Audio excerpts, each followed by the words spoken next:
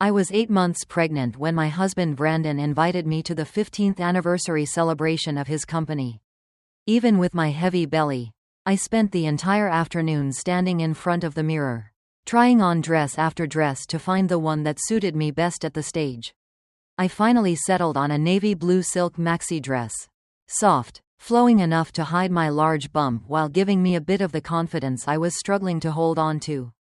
I even curled my hair slightly, dabbed on some lipstick, and wore the earrings Brandon had given me for our second wedding anniversary. I knew none of it could truly mask the changes in my body. But I still hoped, just a little, that Brandon would look at me and smile like he used to. The party was held at a luxury hotel in downtown Seattle. As I stepped into the grand ballroom, crystal chandeliers sparkled above, wine flowed into tall, stemmed glasses, and laughter echoed the way it always did at a successful event. I gently held Brandon's hand. He wore the gray suit I once picked out for him, his hair slicked back neatly, his face glowing with confidence. In that brief moment, I told myself, maybe tonight could be the start of something new for us. But I was wrong. The first person who came up to us was Abigail, Brandon's executive assistant. She was young, tall, with flowing blonde waves and a smile that looked glued to her face. From the moment we stepped in, she clung to Brandon's arm, laughing and talking as if this was their event. She called him Bran, lightly patted his chest, and tilted her head, often showing off her sparkling earrings like she was on display. I stood right next to them, yet it felt like I was watching a stage one hadn't been invited to perform on. No one around seemed to notice the unease in my eyes. They shook Brandon's hand, complimented him, glanced at me politely, then moved on. I forced a smile and raised my mocktail as if everything was perfectly fine. Meline, Abigail suddenly turned to me, her eyes shimmering, voice as sweet as honey. But I could hear the insincerity behind it. I hope you don't mind me keeping him for so long. I smiled politely. It's okay. I understand how busy your job must be. I just want everything to go according to plan tonight, she said immediately, turning back to Brandon, not even waiting for my response. Brandon said nothing, offering only a vague smile before listening to her gush about the new partners from Boston. I took a step back. Something in the air made it hard to breathe.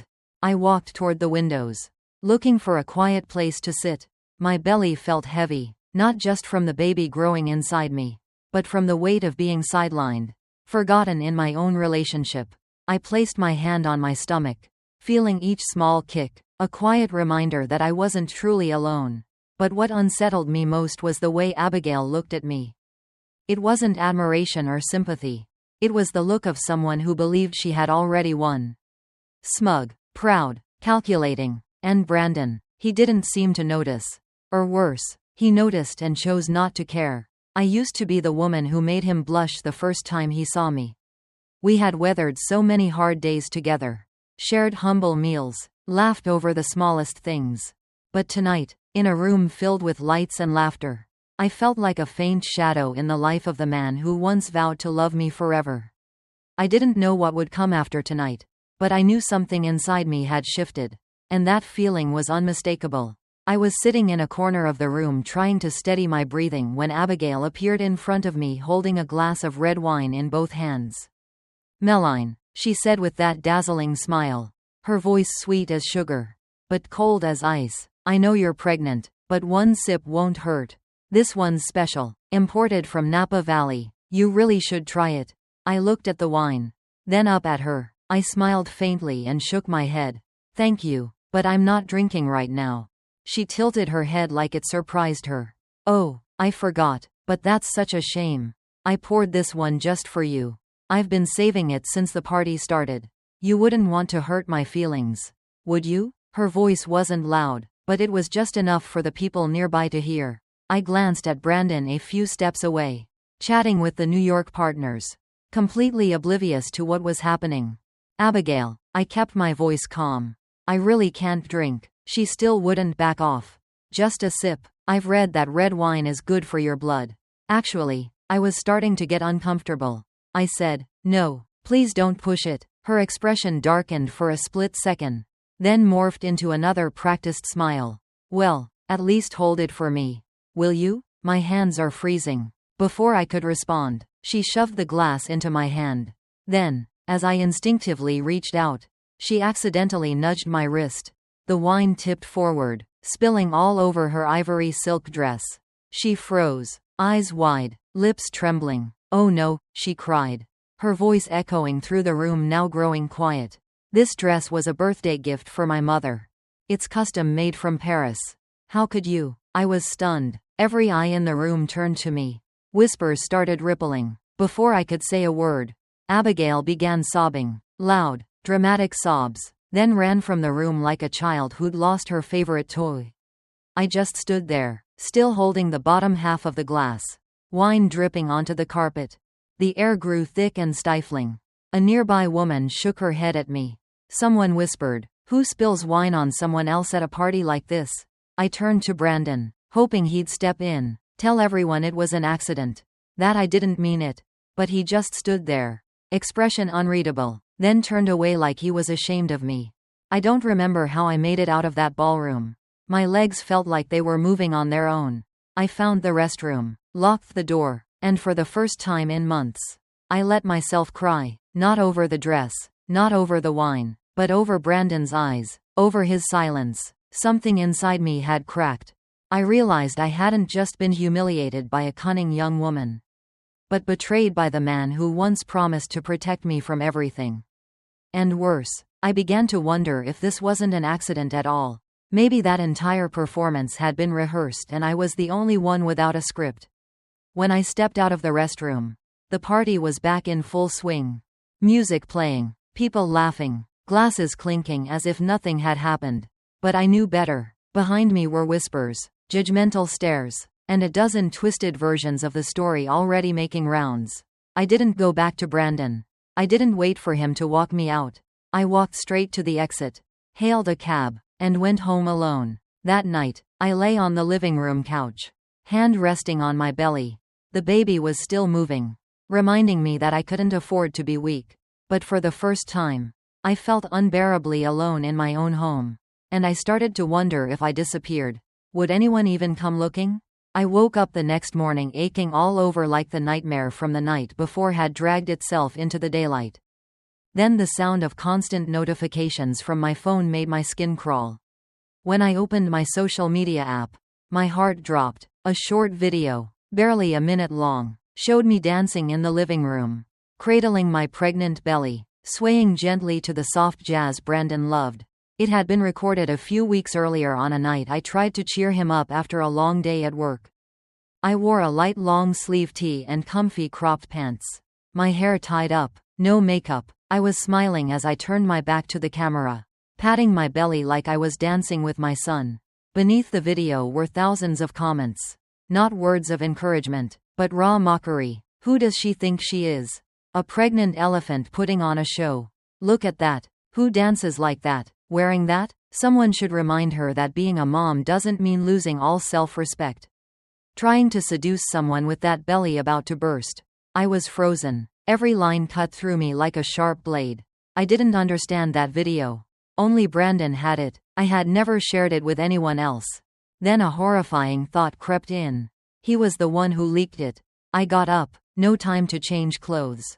No makeup. I just needed answers. I just needed to believe something had gone wrong.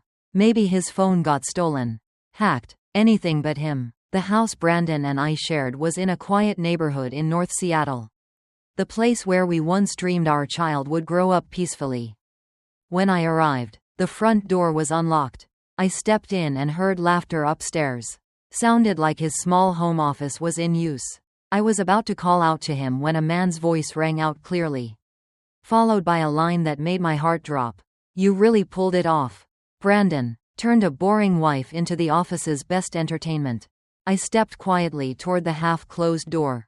Brandon's voice followed, calm and cold. "She danced like she was in some comedy skit. Who records something like that and doesn't share it? I mean, come on." Her belly looked like a balloon, and she was still twisting around like a ballerina. Both of them burst out laughing. The sound echoed like a slap to my pride. I gripped the corner of the wall, my nails digging into the plaster. Brandon's voice softened, but the bitterness remained. She thought a few little dances would make me stay. She doesn't get it. I've been over this life for a long time. A woman nearing 35. Drained. Heavy. What's there to hold on to? Someone else chimed in, smirking. Abigail's prettier. Younger. Sharper. That's your world now, Brandon. Next to someone like her. I couldn't listen anymore. I just couldn't. Nausea climbed up my throat. I slipped away like a shadow. Walking slowly but steadily. Trying not to collapse in the middle of my own hallway. I used to believe that if something awful happened, Brandon would be the first to protect me. That he'd stand in front of me, shielding me from the world. But the truth was, he stood behind me and shoved me into the mud. I took a cab back to my old apartment. The one I lived in before marriage. It was empty now, but quiet, a far cry from the cold, glittering house I had just left. I sank into the couch. My belly shifted gently as if to comfort me. The baby was still there, still believing I was the safest place in the world. And for this child, I knew I had to stay strong. But that didn't make it hurt any less. In the silent darkness, I turned on my phone. My fingers trembled as I clicked another link. The clip had nearly 2 million views overnight. I watched myself dancing on screen, then looked down at my belly where life was still growing. Something inside me shifted. It wasn't painful anymore. It was a sharp, undeniable clarity. I had trusted the wrong person. But I wouldn't let myself be anyone's joke anymore. Not for one more second. I don't know how long I stayed awake. But when the first light of morning slipped through the curtains, my eyes were still wide open. Frozen in place. That video was still up with thousands of shares. Countless laughing reactions. And comments like little daggers. Inside one of Brandon's company group chats. People had even edited my image from the video into cheap memes. Adding captions like Dancer of the Month. Or when the boss can't keep his wife under control. One image read, Pregnant showgirl now touring. I slowly set the phone down. Numbness spread through every inch of me. At 10 a.m., I got a message from an anonymous account. It was another clip, footage of Brandon's office. People were gathered watching my video together. At the head of the table sat Brandon. Legs crossed, smirking, holding a remote like he was screening a comedy short during a lunch break. Abigail sat beside him, covering her mouth as she laughed, whispering something in his ear before bursting into louder giggles. I clenched my fists, trying to hold it together. But something had broken inside me. Not just trust, something deeper, like the very idea of basic decency. That afternoon, I went to an OB clinic on the outskirts of town. A quiet, discreet facility. I sat in the waiting room for almost half an hour, my hand on my belly, as if apologizing to the baby for the choices I had made. I once believed I would become a mother surrounded by love, anticipation, protection, but now my child had become a target of ridicule. The result of a cold, lopsided marriage. Miss Melline, a nurse, called gently. I stood up, but just then my phone buzzed. A message from Brandon. We need to talk. You can't keep acting out like this. Abigail cried all night. I don't want you to make things worse. I stood there stunned. Me, the one humiliated, betrayed, exposed, was expected to be responsible for someone else's emotions. I stared at the screen, then turned back to the front desk. I'm sorry, I said, voice still. I need to reschedule. I need more time. I left the clinic walking slowly. For the first time, I didn't know what I would do next. But I knew I couldn't decide while my heart was still bleeding from lies. That night, I returned to the apartment. As I opened the door, I caught a familiar scent. Perfume. Abigail's. It still lingered on the sofa along with a faint lipstick mark on the rim of a glass on the coffee table. Brendan walked out of the kitchen, surprised to see me. What are you doing here? He asked, unable to hide his annoyance. I live here, I replied coolly, or at least I used to. He stepped forward, trying to stay calm. I texted you. We need to talk about what? About how you spread that video around like an office joke. Or how your assistant poured wine for a pregnant woman and blamed her when it went too far. Brendan frowned. You're overreacting. That video was just a light moment. People needed a laugh, don't you see? And Abigail, she didn't mean any harm. I laughed. You're telling me I overreacted after your entire office mocked my body? After you predicted my pregnancy as a punchline. Brandon pulled out his phone, scrolled for a few seconds, then showed me a photo. Him and Abigail, smiling by a lakeside resort I'd never heard of, his arm wrapped around her waist. "What am I in your life?" I asked, not yelling, but each word hit like a stone. "You were everything," Brandon answered without hesitation. "But you changed. You're not the woman I fell in love with anymore." I nodded. "No, I'm just pregnant. And you? You never really loved me." I turned away, took the keys from my bag, and placed them on the table. "You can keep the house. But you'll never keep me." And as I walked out the door, I didn't look back, and that night, I scheduled another appointment, not with a clinic, but with a lawyer, because this time, I was going to end everything on my own terms. 3 days after my final conversation with Brandon, I received an invitation to his company's year-end party. The card was sent from the admin department with the message, "Dear Madeline, we would be honored to see you at this special event. Let's reflect together on a memorable year." Part of me wanted to rip it up on the spot.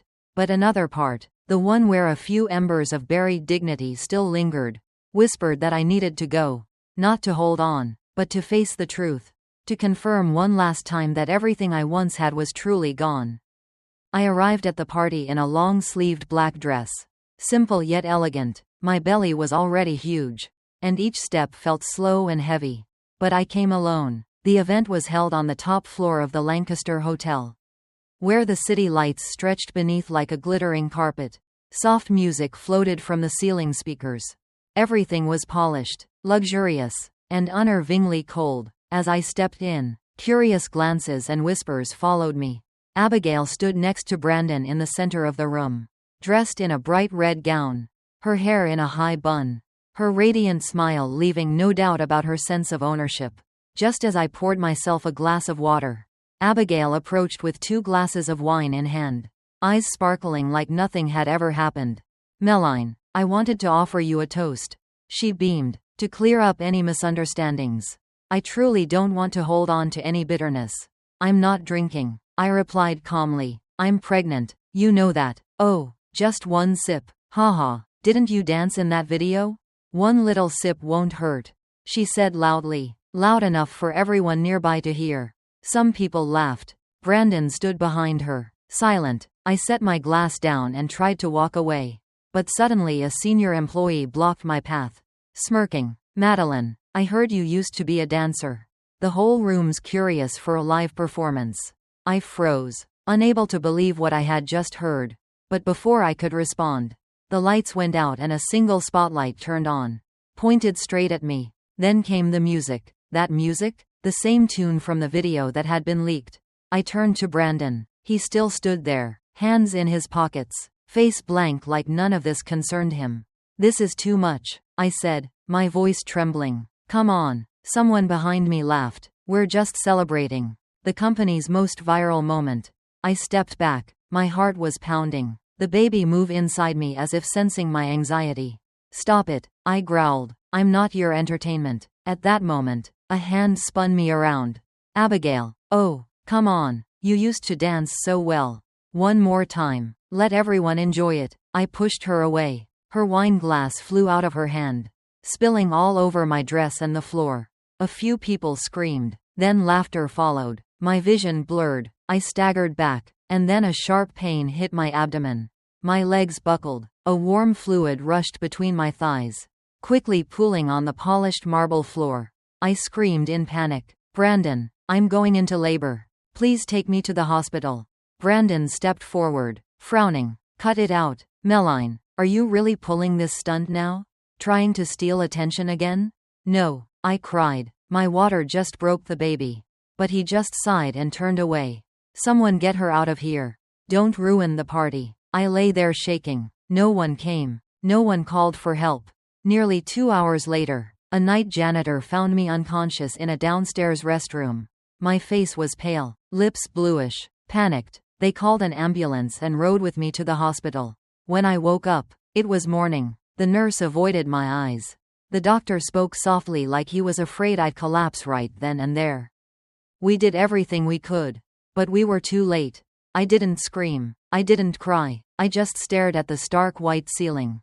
listened to the soft hum of the air conditioner like a tragic lullaby and closed my eyes. Something inside me had died. And there was no one to blame but the man who once vowed to protect me forever. I left the hospital on a freezing early morning.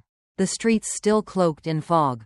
No announcements. No goodbyes. I left behind only a discharge slip and an empty hospital ID bracelet removed from my wrist the night before.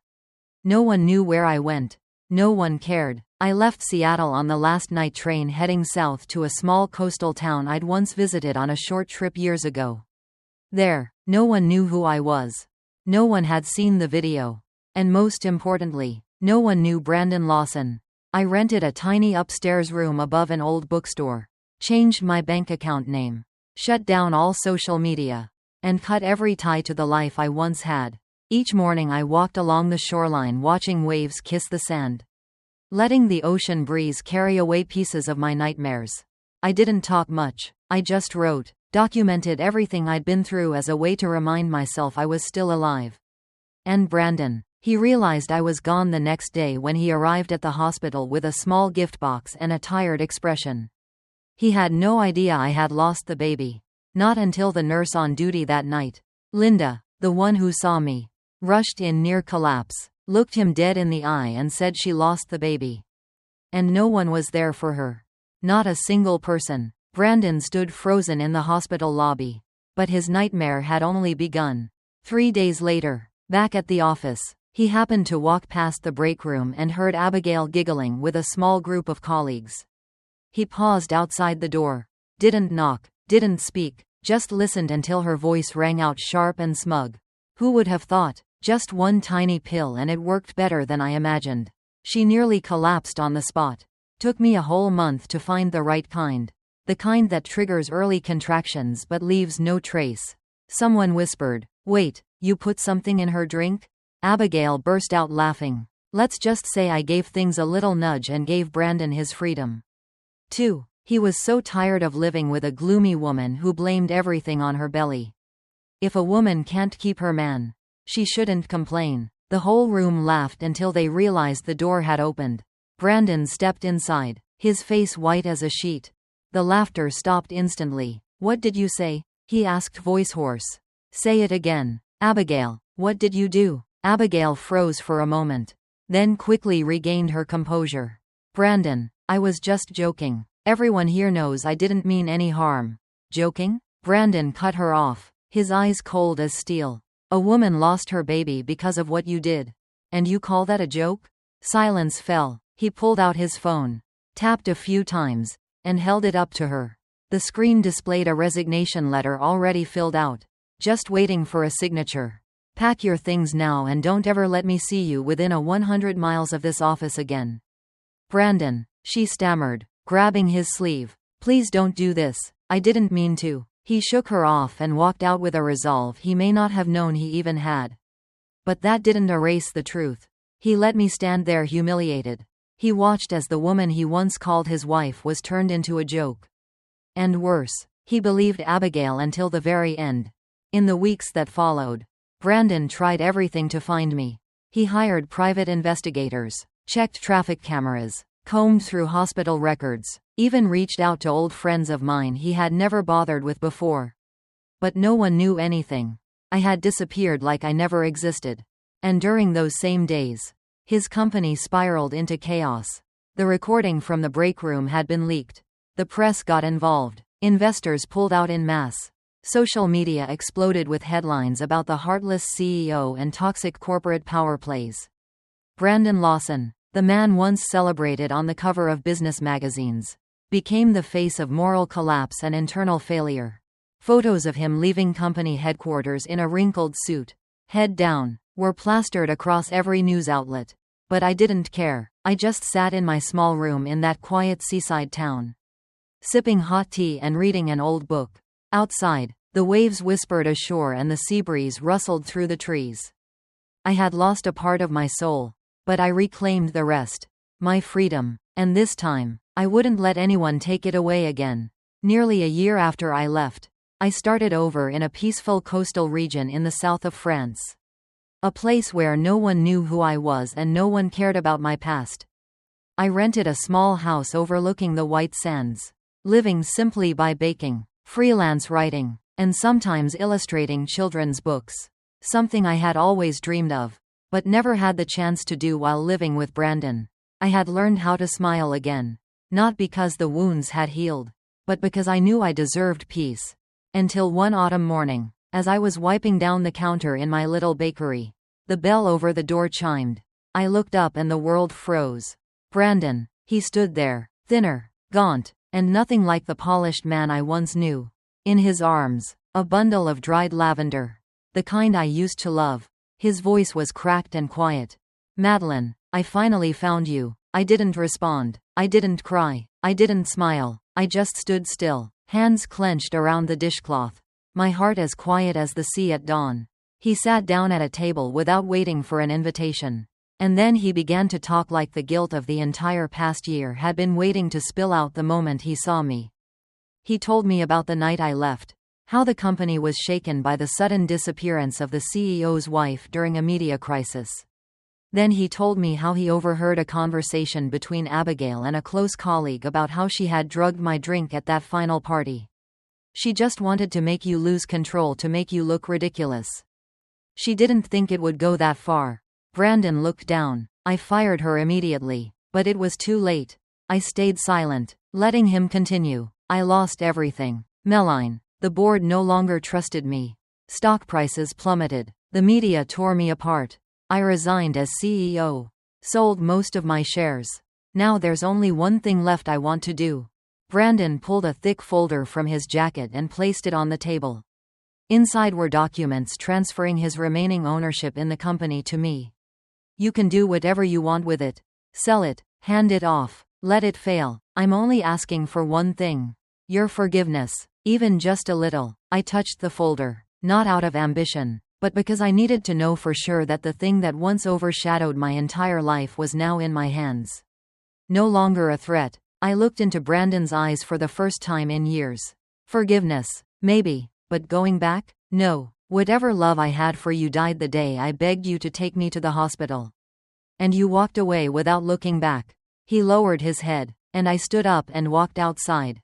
The sky was wide and clear, soft sunlight spreading over the deep blue sea like a dream. I turned back and spoke softly, barely more than a breeze. I'm not coming back. I don't need the company or that past. I just hope this ends in peace for both of us. And then I walked away. Every step severing another thread that had once bound me to pain. I don't know when Brandon left that town. I didn't need to, because for the first time after everything I was free, and for the first time I chose myself. That spring I was sitting on the small balcony of a seaside cafe, a steaming cup of herbal tea in hand, when I received a message from an old friend who used to work at Brandon's company. The message was only a few lines, but it made my heart beat slow. She's been arrested. Her mother just died of a stroke. Brendan's whole company is collapsing. I read it again to make sure I hadn't misunderstood. Abigail had officially been charged for illegally distributing private content and deliberately inflicting severe emotional harm. Her actions weren't just unethical. They were now classified as criminals under modern cybercrime laws. When police dug deeper, they discovered she had secretly collected, edited, and spread at least 3 private videos of me, including one of me dancing while pregnant and another from the hospital. After the final party incident. But the part that shocked everyone most was what came after. Abigail's mother, a woman living in another state, had suffered a fatal stroke after reading the cruel online comments and public shaming directed at her daughter. I knew that the price was too high, and I couldn't say I was happy or sad, just a prolonged numbness, like the entire world had gone silent. As for Brandon, everything crumbled within months. After the truth about the videos went public, investors demanded a full audit of all internal communications. It was discovered that Brandon had shared private content about me in employee chats as a joke. Investors pulled out one after another. Long-standing partners terminated contracts. And soon after, the company Brandon had built for over a decade declared bankruptcy. Worse still, the media swarmed the scandal. Brandon's image became a punchline across the internet. Memes, parody videos, and news stories analyzing the downfall of a failed CEO flooded every platform. From a man of power and confidence, he became a name synonymous with disgrace and collapse. A few weeks later, I received a letter by express delivery accompanied by a bank folder. Inside were the documents for a transfer of $50 million, the remainder of Brandon's personal assets. Along with it, a handwritten note from him. I know nothing can change the past. But if I can use the rest of my life to make amends. This is where it begins. I don't ask for forgiveness. I only hope you live in peace. True peace. I folded the letter and placed it in a drawer next to my old journal in the newborn bracelet that was never worn. I didn't call him. I didn't text. From that money, I used a small portion to start a foundation supporting women who've suffered emotional abuse and public humiliation. What I had once gone through. The rest I placed in a frozen account. Untouched. A reminder that I could choose. But I didn't need to. That evening, the sky glowed a soft shade of pink and orange. I stood on my balcony, listening to the waves crash gently like the ocean's quiet breath. Some wounds never fully fade, but time in its quiet way makes them hurt a little less. I haven't forgotten, but I no longer let them define me. My little café rests at the end of a cobbled alleyway in Provence, southern France. Its name is Rain. Simple, soft, like a melancholy melody I carried through life, now turned into a haven for souls needing healing. I am no longer Meline Lawson. Around here, everyone calls me Rain, the name I chose for myself as a form of rebirth. I repainted the café by hand. Creamy white walls with hanging bundles of dried lavender, modest wooden tables, hand-painted mugs, and the scent of warm almond pastries each morning made it a familiar stop for strangers and for me. Each morning, I wake before sunrise, walk to the market for milk, eggs, and fruit. I no longer need someone to lead me through the storm. I've learned to walk on my own. Scarred feet, but steadier than ever. Sometimes unexpected rain drizzles down. Not harsh, just a soft pattering on the old tin roof. I stand behind the coffee counter, listening to the rain with a tender ache in my chest. No longer sadness, no longer regret. Just gratitude for being strong enough to walk away from the darkest days of my life. I've never told anyone here about Brandon or about the baby I lost. But near the cafe window, there's always a small rose plant placed beside a sketch of two hands holding a fragile flower. No one asks, but everyone seems to understand. It's a space for something sacred. One day, a regular customer, an elderly Italian man who lives alone at the end of the street, said to me, "Rain, we don't need to forget our pain. We just need to learn how to live with it without letting it consume us." I smiled knowing he was right. That $50 million Brandon sent. I didn't touch it. I transferred all of it into a fund supporting women who have suffered abuse and pregnancy loss. I don't need his money. What I needed, I created myself. Peace, freedom, and pride. In the end, Brandon disappeared from my life like a summer storm. Fast, violent, and leaving only ruin behind. He tried a few more times to find me. But he never found anyone named Meline again. That woman died the night she lost her unborn child in the rain. Now I am Rain. I live not for anyone else but for myself. And every morning when sunlight pours through the window and glows on my chamomile tea, I smile. A real smile. I've walked through hell and I came back not just alive, but brighter than ever. Meline's story is a painful yet deeply inspiring journey of betrayal, loss, and rebirth. From a woman humiliated by her husband, manipulated, and left to grieve her unborn child alone, she rose again, choosing to walk away and rebuild her life. Though pain never truly vanishes, Meline found peace within herself. Something no money, status, or false marriage could ever give her. She is living proof that being true, free, and resilient is the greatest victory of all. What do you think about Meline's journey? Did she make the right choice in walking away to rediscover herself?